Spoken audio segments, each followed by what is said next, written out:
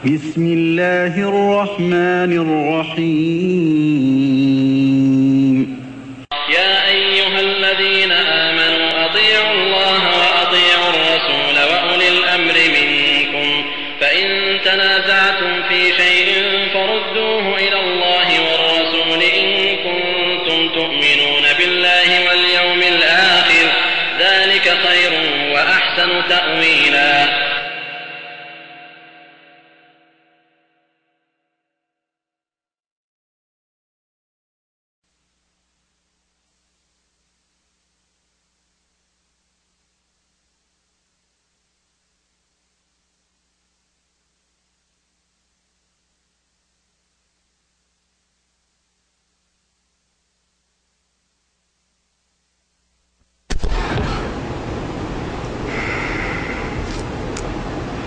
اللہ عز و جل نے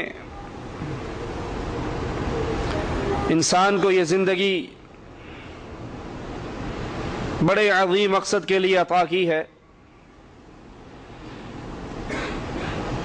اور وہ مقصد اپنی جانوں کو جہنم کی آگ سے بچانا ہے۔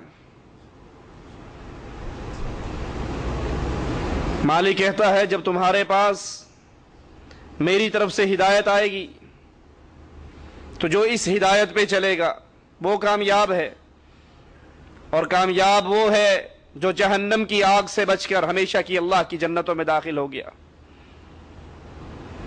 اسی لیے صحابہ کرام کی فکر، ان کی سوچ ہمیشہ یہی بات ہوا کرتی تھی کہ کس طرح ہم اللہ کی جنت کے مہمان بن جائیں۔ رسول اللہ صلی اللہ علیہ وسلم کے پاس انصاری صحابہ آئے یہ طے کر کے کہ پانی کا سوال کرنا ہے۔ مدینہ کے اندر کنویں نہیں، چشمے نہیں، مدینے میں چشمے پیدا ہو جائیں، ہمارے غلاموں کو پانی باہر سے بھر کے لانا پڑتا ہے۔ جب انصاری رسول اللہ صلی اللہ علیہ وسلم کے پاس پہنچے تو اللہ کے نبی علیہ الصلوۃ والسلام نے اللہ کے حکم سے کہا، اے انصاریوں مانگو جو مانگو گے آج اللہ عطا کر دے گا۔ اب سوچ کر تو آئے تھے،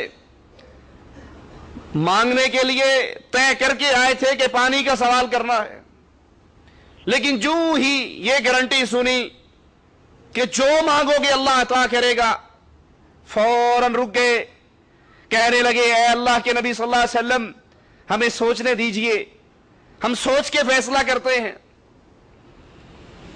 سوچنے کے لیے بیٹھے تو ان میں ایک بچہ بھی تھا، وہ کہنے لگا سنو، پانی تو پھر بھی بھر کے لایا جا سکتا ہے، جب رسول اللہ صلی اللہ علیہ وسلم نے اتنی بڑی خوشخبری اور گارنٹی دی ہے کہ جو مانگو گے عطا کیا جائے گا، تو آؤ چل کے اللہ کے نبی صلی اللہ علیہ وسلم سے کہتے ہیں اے اللہ کے نبی اللہ سے دعا کیجئے اللہ ہمارے گناہوں کو معاف کر کے ہمیں جنت عطا کر دے۔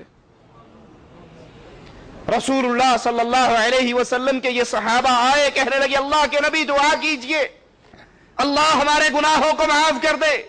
اللہ کے نبی نے دعا کی، اللہ انصار پہ رحم کر، انصار کے بیٹوں پہ رحم کر، انصار کے پوتوں پہ رحم کر، انصار کے غلاموں پہ رحم کر۔ جب ان کی نظر اللہ کی جنت پہ پڑ گئی، انہوں نے راتوں کی نیند، دن کا چین، زندگی کا ماٹو اور مقصد بنا لیا کہ اس دنیا میں رہتے ہوئے ایک ایم اپنے سامنے رکھنا ہے، اور وہ یہ ہے کہ کس طریقے سے اللہ کی جنت میں داخل ہو جائے۔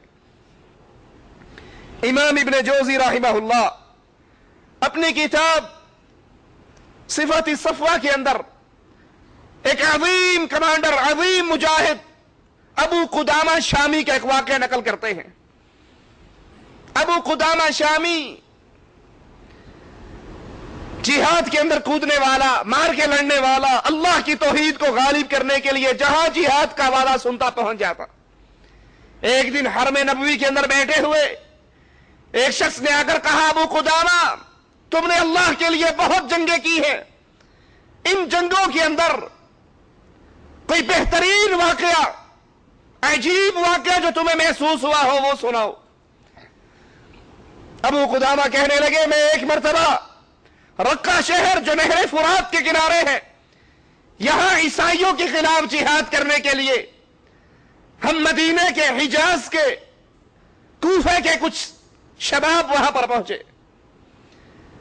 ہم نے دن کے اندر شہر رقہ میں پڑاؤ ڈالا.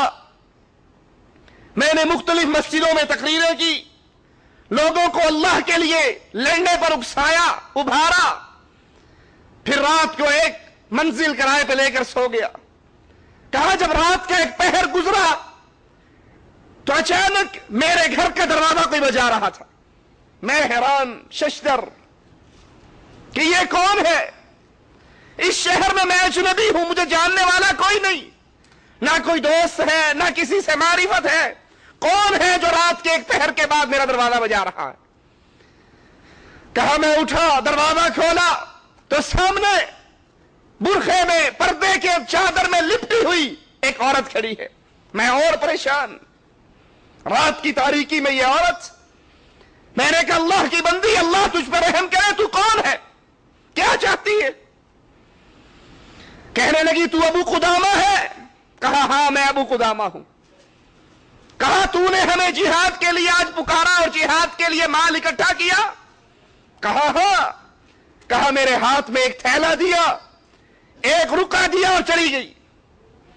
میں اندر آتا ہوں، چراغ کی روشنی میں اس رکے کو پڑھتا ہوں تو عجیب تحریر.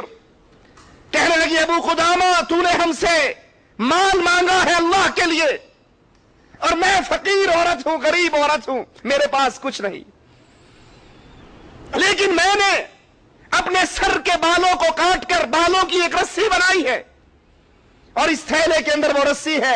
ابو قدامہ جب اللہ کے راستے میں تم نکلو اور کہیں پر اپنے گھوڑے کو روکو، میری اس بالوں کی رسی سے اس گھوڑے کے پاؤں کو باندھ دینا. ہو سکتا ہے اللہ میرے بالوں کو اپنے راستے میں گھوڑے کے قدموں میں دیکھ کر مجھے معاف کر کے جنت کے اندر داخل کر دے.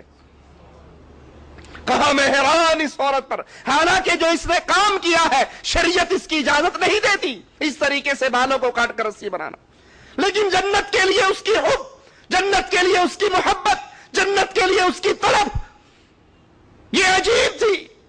کہا صبح ہم نے فجر پڑھی، فجر پڑھ کے نکلے، ابھی ہم تھوڑے ہی راستے میں گزرے، پیچھے سے ایک نوجوان گھوڑا سوار گھوڑا دوڑاتا ہوا آ رہا اور آوازیں دے رہا، اے ابو قدامہ ٹھہر جاؤ، اے ابو قدامہ ٹھہر جاؤ. میں نے اپنے ساتھیوں سے کہا تم آگے بڑھو، میں ذرا اس کی بات سن لوں. وہ قریب